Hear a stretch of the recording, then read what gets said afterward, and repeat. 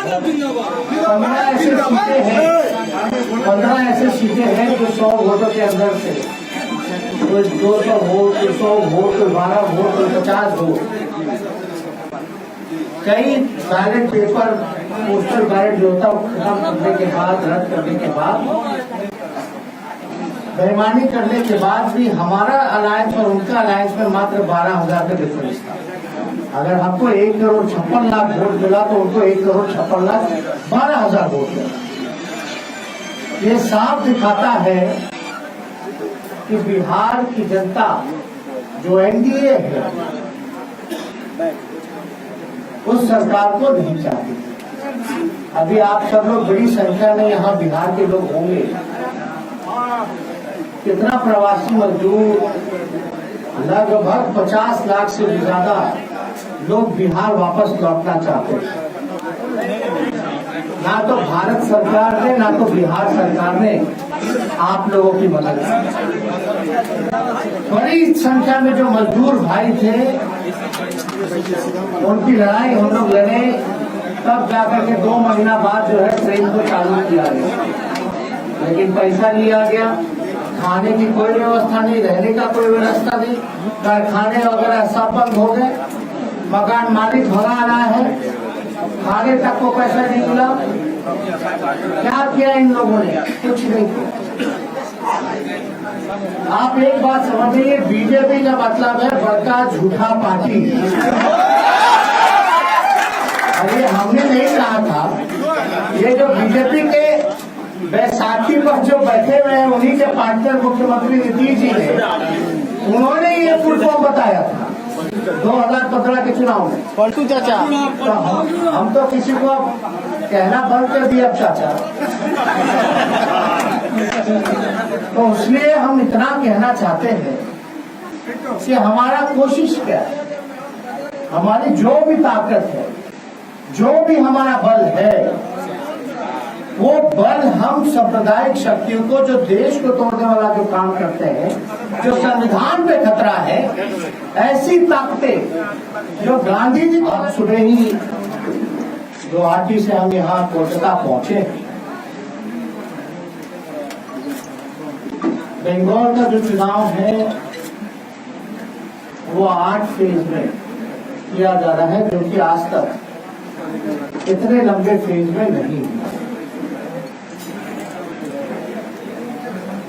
हमारी पार्टी की क्या भूमिका होगी? लोगों के मन में प्रश्न होगा, हम चुनाव लड़ेंगे नहीं लड़ेंगे, लड़ेंगे तो कहां से लड़ेंगे, कौन से गठबंधन से लड़ेंगे? ये जायज है यह प्रश्न। लेकिन अगर हमारे पार्टी का अगर इतिहास देखिएगा, अगर हमारे नेता का अगर इतिहास देखिएगा, तो पहली ऐसी पार्टी है राष्ट्रीय जनता दल, हमारे नेता आज तक सांप्रदायिक शक्तियों से समझौता नहीं किया, उनके सामने घुटने नहीं देंगे, हमेशा हमारी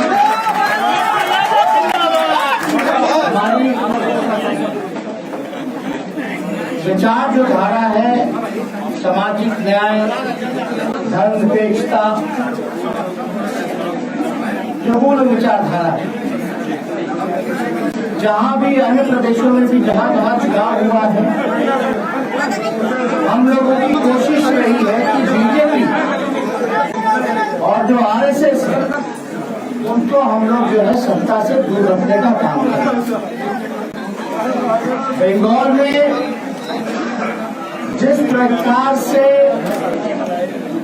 भाजपा के पूरे भारत सरकार के मंत्री से लेके संतरी से लेके आरएसएस में पूरी ताकत जो है वो झोंक रखी,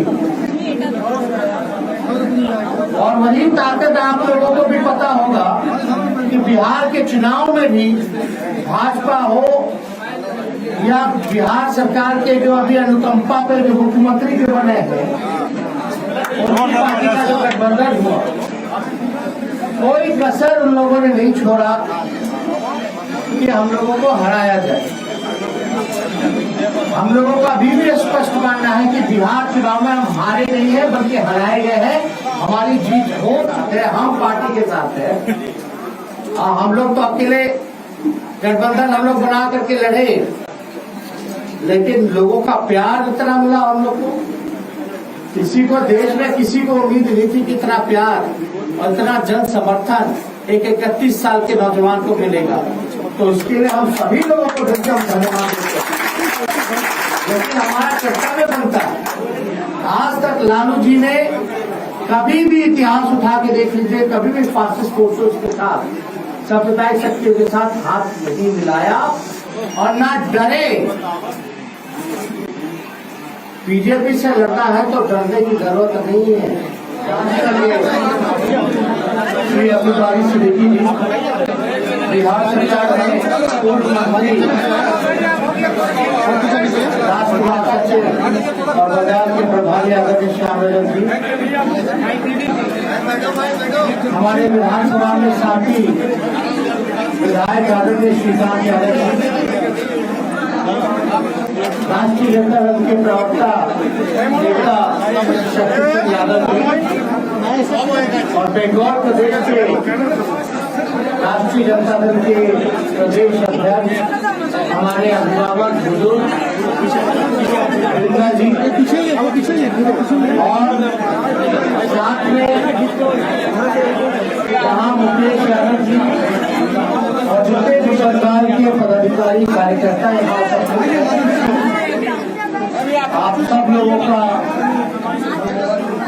हम धन्यवाद देते हैं और स्वागत करते हैं। ये कोई बैठक जो बुलाई गई, इसका कोई रैली का मकसद नहीं था। ये कोई पब्लिक मीटिंग नहीं थी। ये सिर्फ और सिर्फ पार्टी के हमारे वर्करों के साथ, कार्यकर्ताओं के साथ, नेताओं के साथ, पदाधिकारियों के साथ मिलने का था, उनकी राय मशवरा को जानने का था। बड़े लंबे अरसे के बाद हम सब लोग इस तरीके से बैठ करके बात कर रहे हैं और लगातार पश्चिम बंगाल के हमारे जितने नेता हैं, पार्टी के या पदाधिकारी हैं या कार्यकर्ता हैं, हमेशा से त्याग करने का काम किया और इसके लिए हम सभी नेता, पदाधिकारी, कार्यकर्ताओं को धन्यवाद देते हैं। आप लोग सब लोग जानते हैं कि कल ही परसों आचार संहिता परसों से लागू हो चुकी। दूगो आदमी जो है घंटा लेके भाग रहे हैं पश्चिम दिशा में और दूगो चोर भैंसवा के लेके भागा था पूर्व दिशा में। और चोर सब जो पश्चिम दिशा में जो घंटा लेके गया वो बजाते हुए गया, तो गांव देहात के लोग को लगा कि भैंस जो है पश्चिम दिशा में भागे, तो गांव के लोग भागने लगे पश्चिम दिशा में और चोर जो है भैंस को लेकर के पूर्व दिशा में। इससे हुआ क्या, गांव वाले के हाथ में मिला घंटा और चोर जो है भैंस लेकर के भागा। तो भैंस क्या है? भैंस है लोगों को रोजगार मिलना चाहिए, लोगों को शिक्षा अच्छी मिलनी चाहिए, अच्छा स्वास्थ्य केंद्र मिलना चाहिए, कारखाने लगने चाहिए, उद्योग लगना चाहिए, पर्यटन की अच्छी व्यवस्था। आज सुबह ही गुवाहाटी से हम यहाँ कोलकाता पहुंचे। बंगाल का जो चुनाव है वो 8 फेज में किया जा रहा है, जो कि आज तक इतने लंबे फेज में नहीं हुआ।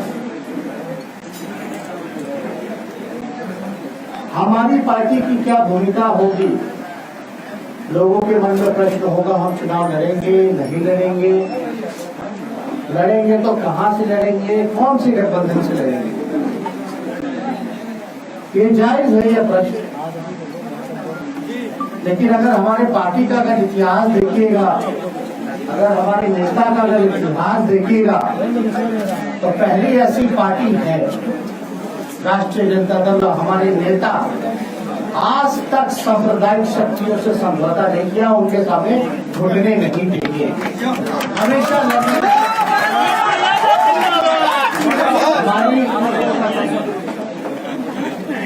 विचार जो धारा है सामाजिक न्याय, धर्मनिरपेक्षता जो मूल विचारधारा है,